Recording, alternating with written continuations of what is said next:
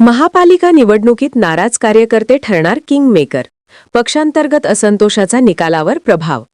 इचलकरंजी महानगरपालिका निवडणुकीच्या पार्श्वभूमीवर राजकीय वातावरण तापले असून यंदाच्या निवडणुकीत नाराज कार्यकर्ते निर्णायक भूमिका बजावण्याची शक्यता निर्माण झाली आहे. प्रचाराचा जोर आणि पक्षांतर्गत बैठका सुरू असतानाच उमेदवारी वाटपावरून अनेक प्रभागात असंतोष उफाळून आला आहे. वर्षानुवर्षे पक्षासाठी काम करणाऱ्या कार्यकर्त्यांना डावलल्याची भावना असल्याने ही नाराजी काही ठिकाणी उघडपणे तर काही ठिकाणी मौन बंडखोरीच्या स्वरूपात दिसून येत आहे.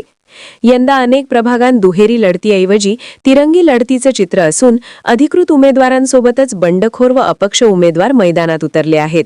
विशेषतः महिला आरक्षणामुळे नव्या चेहऱ्यांना संधी दिलेल्या प्रभागांत तसेच बाहेरून आलेल्या उमेदवारांमुळे स्थानिक इच्छुकांमध्ये असंतोष अधिक तीव्र झाला आहे.